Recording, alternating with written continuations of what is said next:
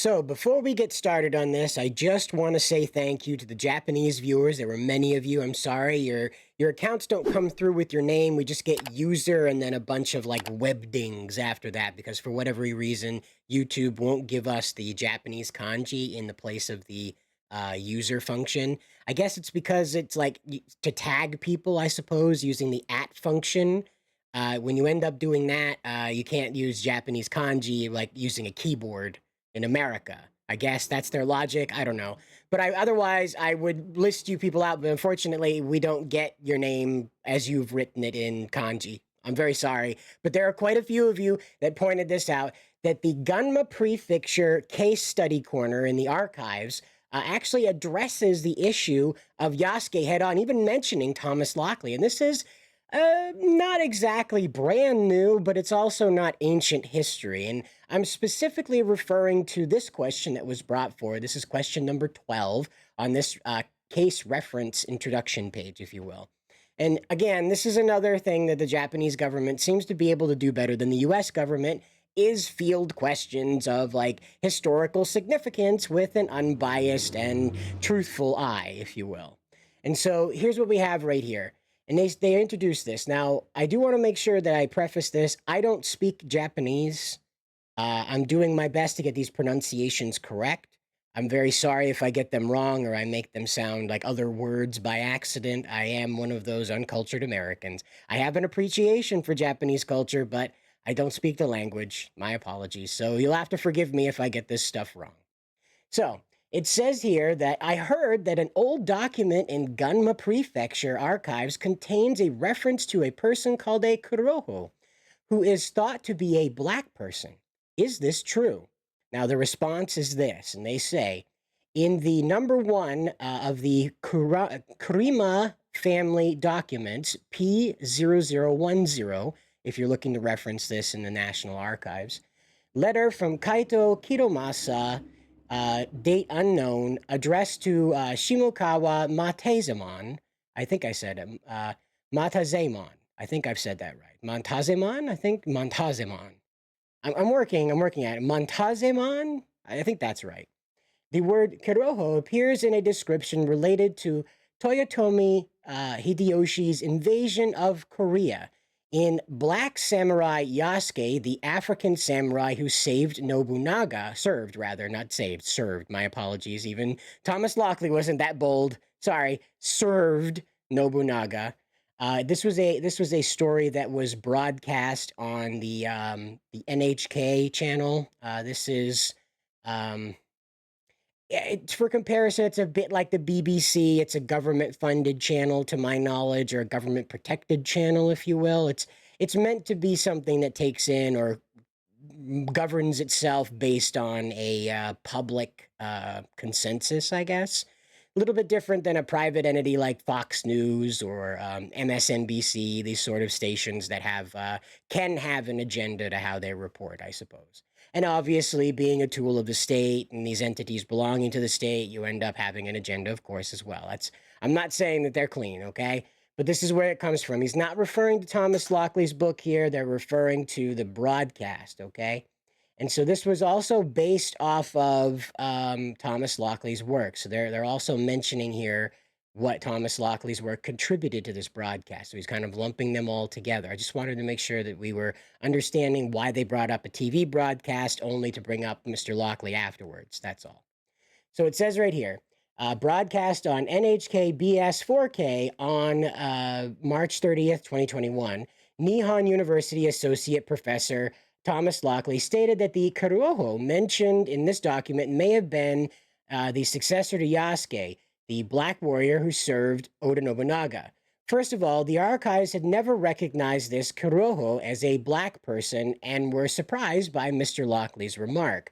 In fact, regardless of whether this Kurohou was Yasuke, there has been a long view that he was, in fact, they've recognized him as black, is what this says. It's Google Translate doing its best here. Translated to the Southeast, the trade into Southeast Asia, this sort of thing. I suppose it was a market terminology is what they're trying to sort of explain here. However, at this point, it only appears in one place in this document, so it is difficult to make a definitive conclusion. For example, the word Kurohou appears in the tale of Genji, meaning the black fragrance, pasteurized incense, and appears frequently in Japanese classics. Some members of the staff have also expressed the opinion that when reading the documents of the National Diet Library, it would be more natural to see the description as referring to an object, not a person. Again, we can go back and also interpret that the Japanese had a hard time accepting Yasuke as a person. So again, this doesn't exactly wipe off what the meaning is, but it also explains, kind of takes the mud away from it, if you will, explains that there was not this immense respect around the descriptors of Yasuke even. So to assert that he was a samurai and therefore, being of an elevated level of respect in the community that he lived in under Nobunaga, this is not the case. In the way that they're applying it here and they're suggesting here is that even if it was about Yasuke, this is referring to him in a property sense, defying the rights and liberties that the Japanese citizens, the peasantry even, would have had, as they would not have been referred to as objects in this document, whereas the Kurohou mentioned in the document that these people are talking about would be better looked at as speaking about a object being black, as opposed to the person. It's being a physical descriptor of a person.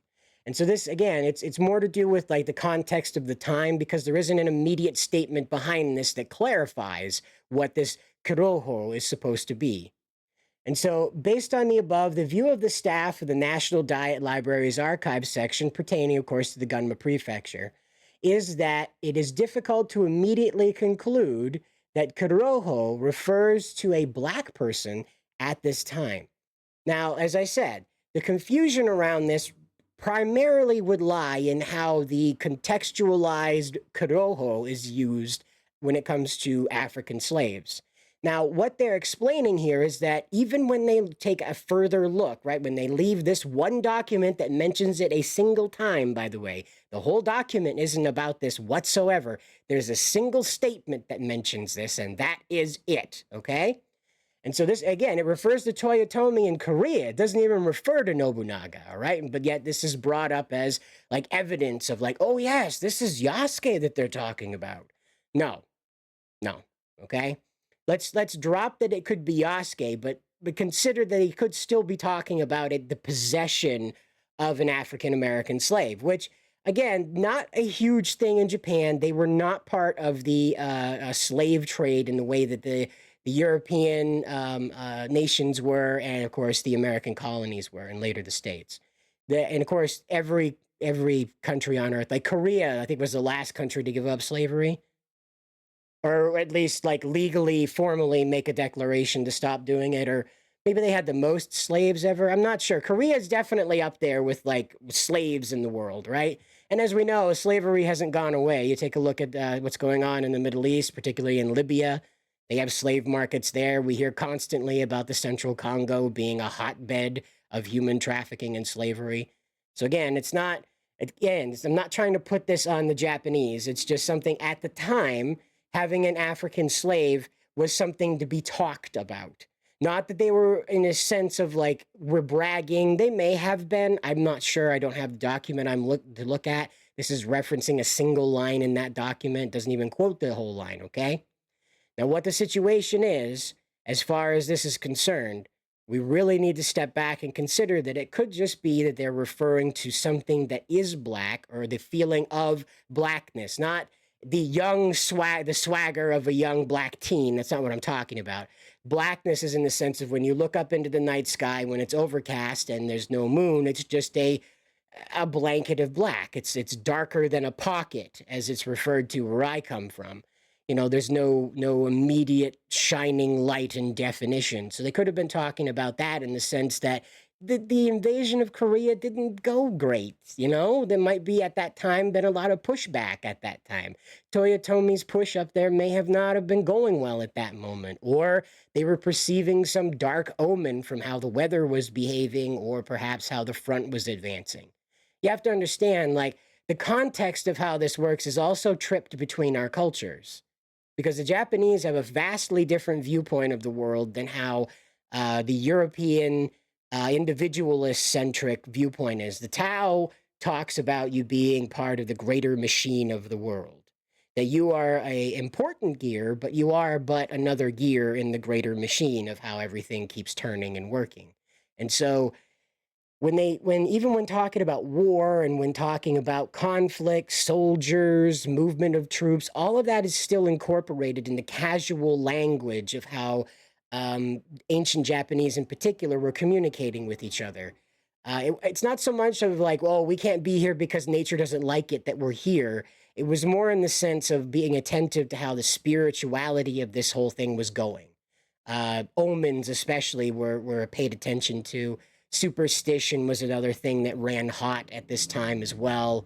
And so a lot of that finds its way into the regular conversation because these are all things that are very real at that time and could still be real. I don't know. I live in Maine, okay? And if you don't know where that is, that's where Stephen King, the horror writer, comes from, okay? And he got his stuff from where we live, and it's very spooky here, okay? Imagine how foggy London is and all the pictures and movies you've seen. Now just put that in trees and no street lights and no buses, no cobblestone roads. It's just endless trees forever, right? Nice and creepy. Lots of superstition, lots of spooky-doo going on out there, right? That's where I live, out in the middle of nowhere where it gets very dark at night.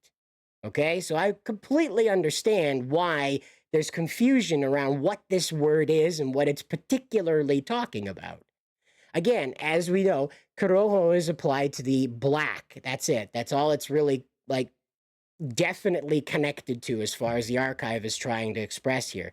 What they can't immediately ascertain is that in this document, particularly mentioned here, the Kurima family documents P00101 here, is that they're not immediately defining what that Kurohou black is applied to, what that is referring to in its exact definition, which again defies how it was applied in the broadcast, the Black Samurai Yasuke, the African who served Nobunaga, and how Thomas Lockley is applying the meaning of the Kurohou. I think that Google may have screwed up on this. The successor to Yasuke, there was not a successor. There couldn't have been. Nobunaga was, he was not around. I can't say it on YouTube. They're very sensitive right now. So it's, he was unalive at the moment, if you will, unable to come to the phone. Let's put it that way. So there was no successor to Yasuke in the sense of being another African slave. So I think Google may have screwed that up. And what that's actually applying to is that it's just later evidence. Like, so you had Yasuke talked about here in that very short 3 paragraphs that we know about under Nobunaga. And then Thomas Lockley's claim is that Toyotomi's push into Korea after that time, after Nobunaga's time, is evidence that Yasuke continued on. Now, I don't know. Again, like it says, you would think they would just say it's Yasuke, right? You'd think they would just say that. They wouldn't be like, this black. And again, like referring to it, again, this could be a person, it could be a thing. So they're referring to it in a way that is impersonal. So they're not even applying like Kurohou in the sense that it would be belonging to a person's defining qualities. So again, we find more evidence that Thomas Lockley's fan fiction was fabricated from the start. That he was just reaching and pulling at straw men, whatever he could find that even loosely could be applied to a human being. He decided this was evidence of the legendary nature of Yasuke, in which the documents that corroborate his greatness don't even mention his name or personhood, by the way. So if we were to believe Thomas Lockley, this document here says that, Yasuke went on to continue serving under Toyotomi, okay? This Kurohou, the black, right? Well, again, there's no evidence to suggest this, but let's just assume that this is the truth. They didn't think he was great enough to mention his name or assign personhood to the use of his physical descriptor. So much so that in the future, we're not sure what they're even talking about, okay? That's So, a legendary African samurai that the people who are supposedly discussing him don't even apply personhood or a name to. It would be much easier to mention, like, Yasuke, the servant of Nobunaga, has went on to assist Toyotomi in the push into Korea. Right? I mean, that would like track. That would make sense. That would be an efficient way. And as you know, the Japanese seek efficiency. They always have. So it would be an efficient way to describe this as opposed to just saying the black that is involved. It's not even saying that. The black that is applied to the push that Toyotomi's making into Korea.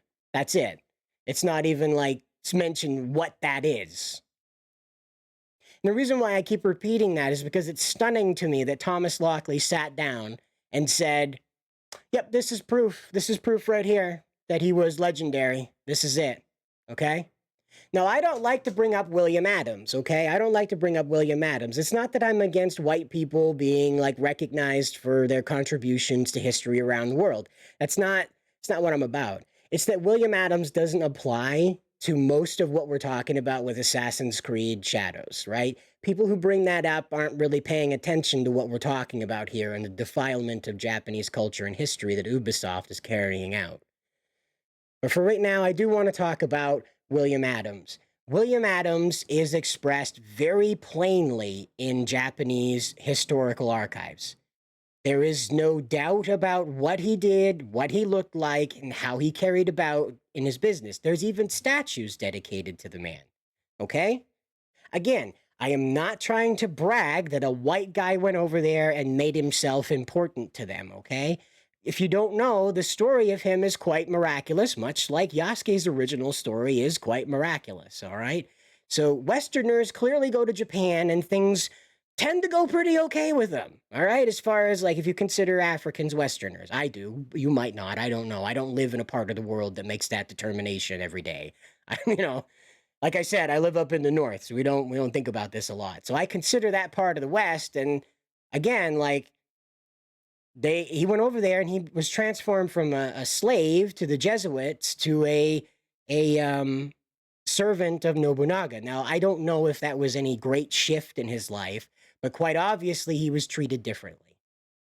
So all I can really say about that is, like, in regards of William Adams, is that William Adams came to Japan after failing to be able to connect and set up a trade, I guess a trade treaty, a trade agreement, I guess would be the better word, with Chile. The Spaniards had already, the Portuguese, I believe, had already penetrated into that, what was developed to be able to make contact with at the time. And we're talking about, like, the 1400s, I think. This is before even Yasuke's time, before Nobunaga's time. I want to say this is the 1400s. I could be wrong. It might be after even. It could be the 1600s. But I want to say it's the 1400s. And the English were, they were very concerned with how the Spanish and the Portuguese were dividing up the world. That they were basically carving up whole hemispheres for one another and just laying wild claim wherever they wanted to before they ever even ventured into these places to stab a flag into it. And so the English had set out to have William Adams sort of set up English trading posts to get the British Empire in there.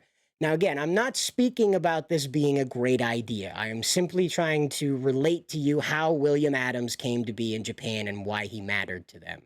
So what happened is that through the journey over to Chile, and of course being thwarted by the Portuguese, they had to progress on to Plan B, which was Japan.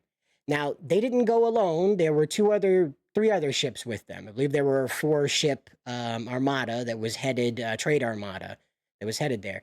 Because of the storms and various other complications and a few conflicts, they ended up only with 1 ship making it and only 5 men from that ship surviving. And of those 5 men, I believe 3 of them ended up being executed for their refusal to really just go along with what was happening. Because again, the Japanese were not in a mood to deal with people that weren't bringing, like, all of the things that, of course, the English had set out with to start this trade stuff. Now, if you're familiar with the show Shogun, John Blackthorne is basically a stand-in, however you prefer it, a stand-in for William Adams. It's a much more dramatized play out of events, obviously, for television, but effectively what happened is that William Adams was able to convince the Japanese to allow him to speak for them, or at least begin the effort of setting up English trading agreements. And through that, he also became well known for teaching them how to build ships. Now, the important part about this is that at the time, English ships were, very, very tough competitors on the Navy. These were very powerful ships as far as naval power was concerned. I think the French were the only ones that had trumped them at the time. Even the Spaniards and the Portuguese were not as navally as advanced as the British and French were. Now, again, you can blame this on the conflicts between the Normans and Bretons over the years and how sort of their technology evolved faster because they kept screwing with each other over and over again.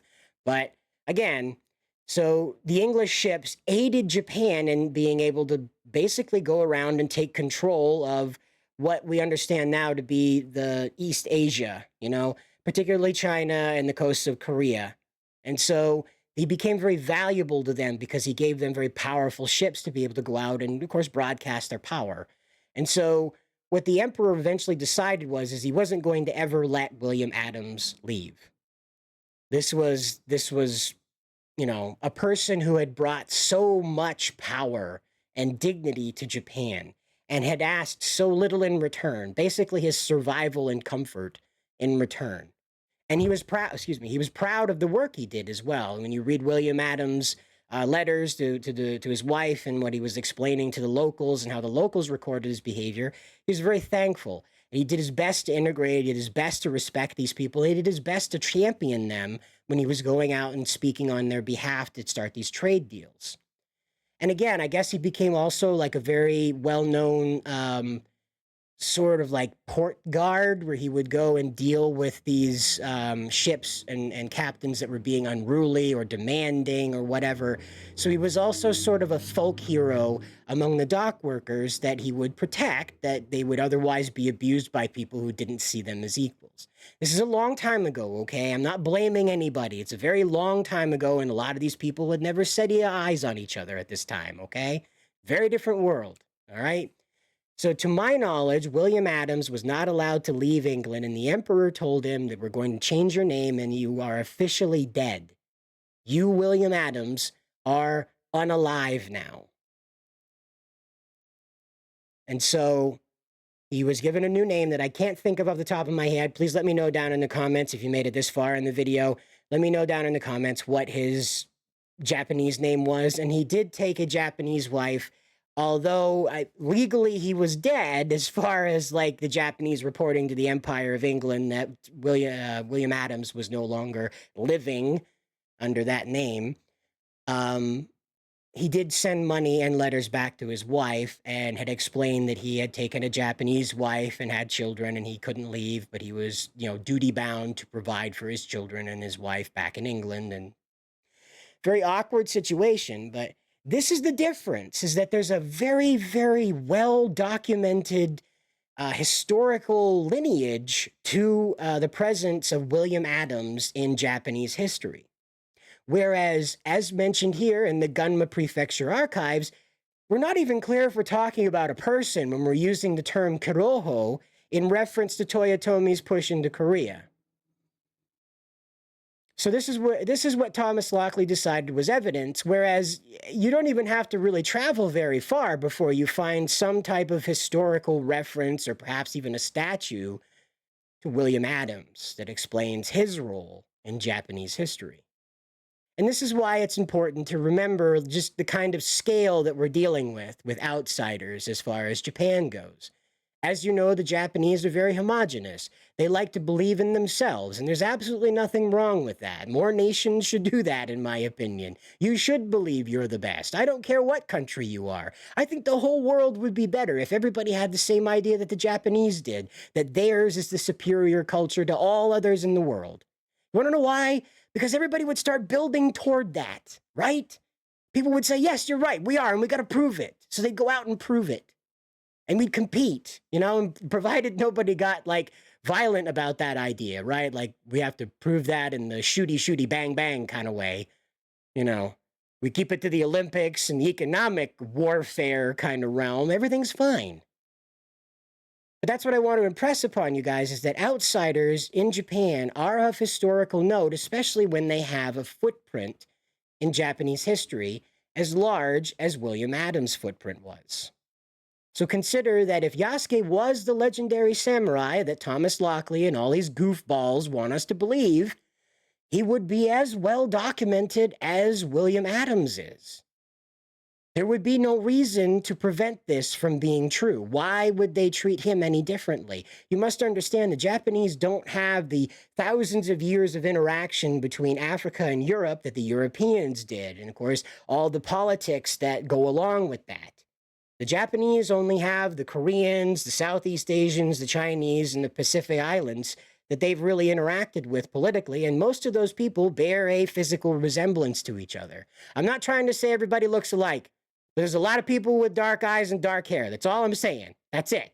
Everybody's got their own look. I'm not trying to say it, but there's a lot of people with dark hair and dark eyes. So there's not a lot of people who look like me and not a lot of people who look like Yasuke running around. That's the point I'm trying to make, okay? That's it. Don't cancel me. I'm just trying to make a point. But to have Thomas Lockley step in and tell you now, again, after I've just given you just the overview of William Adams, right? And this is the information I gave you, massive, massive history that I can't even relate to you in a way that isn't like its own separate video, okay? Think about that. That this could be, William Adams could be a whole separate video. Whereas Yasuke, we're trying to like grasp at straws for like any evidence for this guy even existing. So much so that we're trying to tell ourselves that this one line in a letter proved his entire existence. And I don't know, man. I don't know. I'm not down for that kind of stuff. Again, I'm one of those sticks in the mud that's just not down for this stealing a man's name and then rewriting his entire history because it's too boring for you. I'm really not down for that. They could have easily have made it a brand new character and no problem. I want to redirect your attention to Yamauchi Taka. 10 years ago, that was the intended protagonist to Assassin's Creed Shadows. But yet, that didn't make it through. Taka wasn't cool enough for the Ubisoft people. If you remember, Benoit and Dumont, the directors of Assassin's Creed Shadows, both came out and said they needed non-Japanese eyes to tell the story of Sengoku Japan. But, you know, until the next one, guys, good luck out there.